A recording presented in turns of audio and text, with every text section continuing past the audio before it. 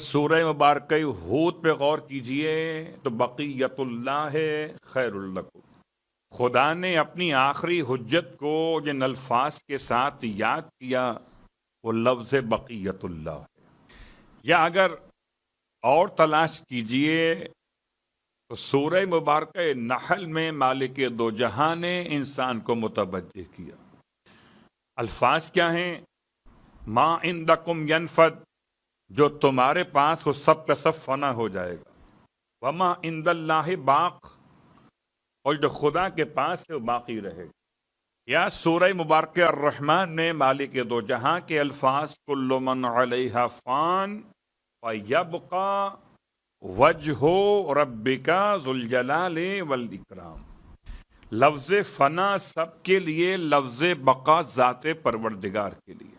اب خدا خود بھی باقی ہے، اس کے 99 ناموں میں سے ایک نام هو الباقی، اور اسی نے لفظ کلمہ باقیہ کو اس طرح قرار دیا کہ آج اگر تلاش کریں تو حضرت امام زمانہ علیہ الصلاۃ والسلام کو کتنا طویل عرصہ ہوا اب تک باقی ہے. سارے کلمے مٹتے چلے گئے اور کلمہ فرزند زہرا ابھی تک باقی ہے. بچے دنیا میں آئے، جوان ہوئے، بوڑھے ہوئے اور چلے گئے. حجت خدا فرزند زہرا ابھی بھی باقی ہے. کہ کلمتن باقیتن فی عقبہ. کیوں باقی ہے؟ کہ تاکہ جب تک پلٹنے والے پلٹ سکتے ہیں، جب تک ہدایت کے طلبگار ہدایت کو حاصل کرنے کے لیے آمادہ ہو سکتے ہیں، تو کوئی نہ کوئی ہادی تو رہے گا.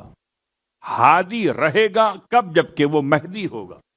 اس اعتبار سے زیارت ناہیہ کے الفاظ آپ کی خدمت مقدس میں امام کی بارگاہ سے جو عطا کیے گئے، ان کی مختصر سی شرح یا ترجمہ پیش کیا جا رہا. اس سے پہلے کہ ہم بات کو آگے بڑھائیں، سورہ مبارکہ زخرف کی تلاوت کے اعتبار سے ایک جملہ آپ کی خدمت میں اور پیش کر دوں، کیونکہ بہت سارے افراد چاہتے ہیں کوئی ایسی بات روزانہ ان کی خدمت میں پہنچا دی جائے جو مختلف مسائل کے حل کے طور پر. تو مسئلہ آج کل کے دور میں انسان کی صحت یابی کے حوالے سے بڑا ہے. نہیں معلوم ہوتا کہ انسان اپنے اندر کون سے مرض کو پال رہا ہے، اور اگر پراپر انسان میڈیکل چیک اپ نہ کروائے تو ہو سکتا ہے کہ وہ مرض جو پوشیدہ ہو انسان کو اچانک موت کے منہ تک پہنچا دے. بہت ساری تفصیل ہو سکتی ہے، لیکن ایک بات یاد رکھیں کہ اگر انسان واقعاً عبادات کو خلوص قلب کے ساتھ انجام دے تو بہت سارے امراض تو اس کے جسم میں پروان چڑھ ہی نہیں پاتے. البتہ انسان بچتا ہے وہ الگ بات ہے، ورنہ روزہ انسان کا بگاڑتا کچھ نہیں ہے، بناتا سب کچھ ہے. نماز انسان کو سنوارتی اور سجاتی ہے. زکوٰۃ انسان کے دل کو نرم بناتی ہے. حسین کا ماتم انسان کو حسین سے قریب کر دیتا ہے، غریب نہیں کرتا، قریب کرتا ہے. اب اللہ کے حبیب فرماتے ہیں من کتبہا، جو شخص بھی سورہ زخرف کو لکھے.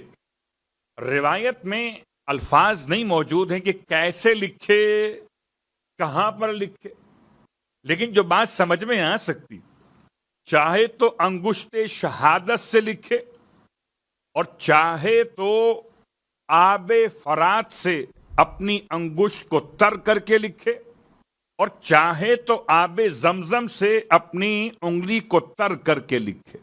نہ تو زعفران کا لفظ استعمال ہوا، نہ خاک کربلا، خاک شفا کے الفاظ یہاں استعمال ہوئے.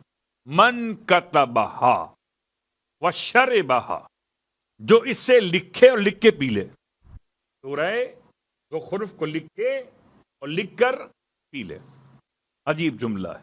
اللہ کے حبیب ارشاد فرماتے ہیں وہ کبھی کسی دوا کا محتاج نہیں ہوگا. جو شخص سورہ زخرف کو لکھے اور لکھ کے پی لے وہ کسی دوا کا محتاج نہیں ہوگا، کسی ایسے مرض کے لیے جو اس پر غالب آ سکتا ہو. اس کو ہم یوں کہتے ہیں کہ مرض آ جانے کے بعد دوا کرنا سنت انبیاء ہے، لیکن مرض آ جانے سے پہلے مرض سے بچ جانا یہ طریقہ انبیاء ہے. تو اللہ کے حبیب نے، میں نے اس لیے اتنا کھول کے بیان کیا کہیں ایسا نہ ہو کہ آپ دوا چھوڑ کر پھر کہیں.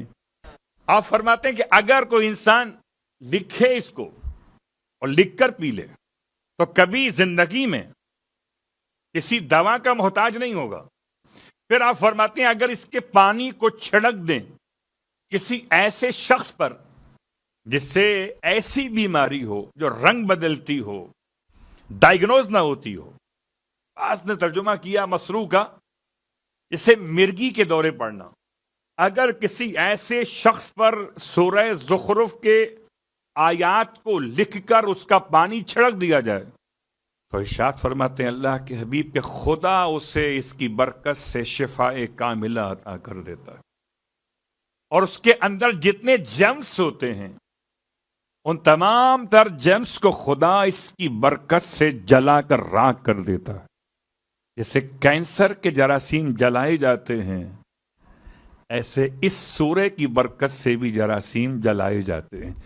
ہر ایک مرض کا علاج ہے مگر بغض علی کا علاج نہیں ہے.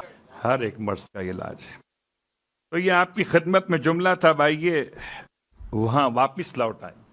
السلام علی سلیمان الذی ذلت لہ الجن بعزتہ. سلام ہو ایسے سلیمان پر کہ جن کے لیے خدا نے اپنی عزت کے ذریعے جنوں کو ذلیل کر دیا تھا. یہ ترجمہ اگر لفظ بلفظ کیجئے تو یہ بنے گا کہ خدا نے اپنی طاقت کے ذریعے سے قوم جن کو بھی جناب سلیمان کا موتی بنا دیا تھا. اس کے بعد السلام علی ایوب، سلام ہو ایوب پر. کل تقریباً جناب سلیمان کی ساری باتیں آ چکی تھی سوائے آپ کی موت کے واقعے کے، اور آپ کی موت کا واقعہ سب کو یاد ہوگا کہ جناب سلیمان شکر خدا ادا کرنے کے لیے ایک دن آپ نے چاہا کہ سارے معاملات کو اس دن معطل کریں، اپنے تمام تر دربار کے سیکیورٹی کے افراد کو کہ آج کوئی مجھ سے ملنے نہیں آئے گا، میں آج شکر خدا ادا کرنا چاہتا ہوں. سب دروازے بند کر دیے گئے اور اسی دن ملک الموت پہنچ گئے. اور ملک الموت کو دیکھ کر آپ نے پوچھا کیسے آنا ہوا؟ کہ آپ کی روح قبض کرنے کے لیے آیا ہو. بعض علماء کہتے ہیں کہ ملک الموت اپنا تعارف بعد میں کراتے، جناب سلیمان حیران پہلے ہو جاتے ہیں آ کیسے گئے اندر؟ سارے سیکیورٹی گیٹس تو بند تھے اور باہر کسی کے داخلے کا امکان نہیں تھا، آپ کیسے اندر آ گئے؟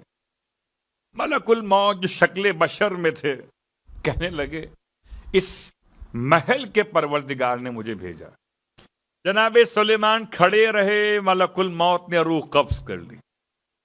قوم جن اور قوم شیاطین سارے دن بھر کام کرتے تھے، سلیمان کو دیکھ کر کھڑے ہوئے ہیں، ہاتھ میں عصا بھی ہے. جب مکڑی نے یا دیمک نے یا کوئی اور کیڑے نے اس عصا کو نقصان پہنچایا، یہ تاریخ کا جملہ ہے. ہو سکتا ہے صحیح ہو سکتا ہے غلط ہو. غلط میں نے کیوں کہا؟ اس شان انبیاء کے مناسب نہیں ہے کہ کسی نبی کا جنازہ، کسی نبی کی میت اس طرح سے سب کے سامنے رہ جائے اور نہ تجہیز ہو فوراً نہ تکفین ہو فوراً. ہو سکتا ہے کہ یہ دورانیہ بہت تھوڑا سا ہو کہ صبح سے شام تک کا ہو، اور جیسے ہی وہ عصا گرا اور آپ گرے تو آپ کی موت کا اعلان ہوا. یہ اپنے مقام پر.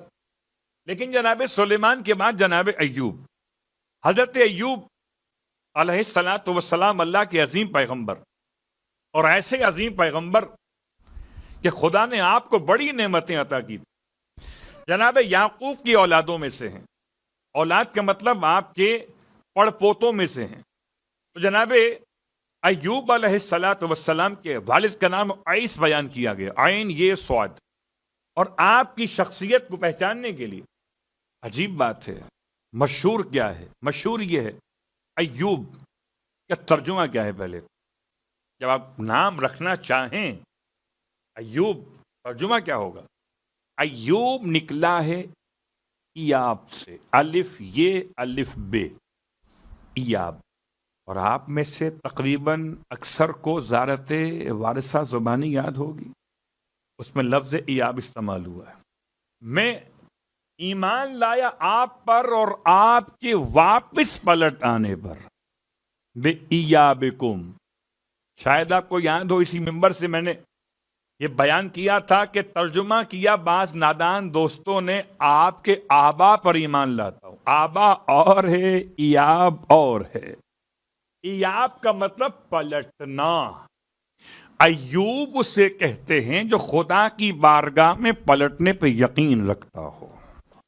السلام علی ایوب، سلام ہو ایوب پر۔ حضرت ایوب علیہ الصلاۃ والسلام کی شخصیت میں جو بہت مشہور جملہ ہے وہ یہ ہے کہ آپ کے اولاد، آپ کے اموال، آپ کے حتیٰ کے جسم پر صحت کے حوالے سے ایک بہت بڑا امتحان وارد ہوا، ساری اولادیں ایک ایک کر کے چلی گئیں، اب انتقال کیا یا آپ کو چھوڑ کے چلی گئیں، یا آپ کی بیماری ایسی رہی کہ اس کی بنیاد پر وہ اولاد آپ سے الگ ہو گئی، واللہ عالم بالصواب۔ لیکن یہ بات یاد رہے کہ انبیاء کو ایسی بیماری ہو نہیں سکتی جس بیماری سے اذیت پہنچے کسی اور کو۔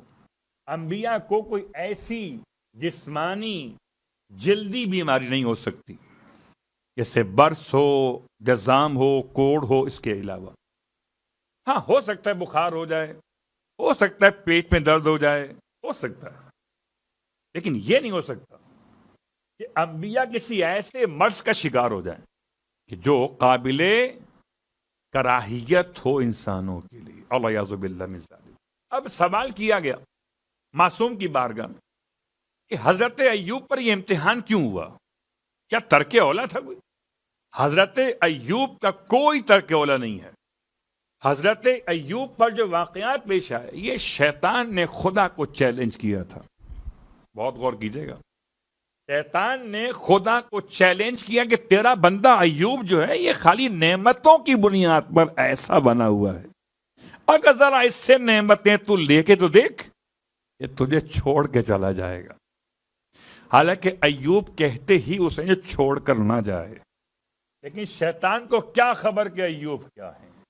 اس نے خدا کی بارگاہ میں حضرت ایوب کے حوالے سے یہ اشکال کیا تھا کہ اتنی ساری نعمتیں ملی ہیں، اولادیں ہیں، اموال ہیں، مویشی ہیں، بڑا گھر ہے، سب کچھ ہے، تو یہ تو شکر کرنا سمجھ میں آتا ہے، لیکن کچھ نہ ہو تو کیا ہوگا پھر؟ کیا اچھا تو چاہتا ہے کہ تجھے بتا دوں کہ میرا بندہ اس حالت میں بھی شاکر ہوگا جس حالت میں لوگ صابر ہوتے ہیں۔ پروردگار نے حضرت ایوب علیہ السلام سے نعمتیں واپس لینا شروع، بہت غور کیجیے گا، نعمتیں ملنا سمجھ میں آتا ہے، کوئی نعمت واپس لے لے تو بڑا مشکل ہے انسان کے لیے اس منزل پر شکر خدا کو ادا کر۔ خدا نے آپ سے نعمتیں واپس لینا شروع کی تاکہ شیطان پہچان جائے کہ خدا والے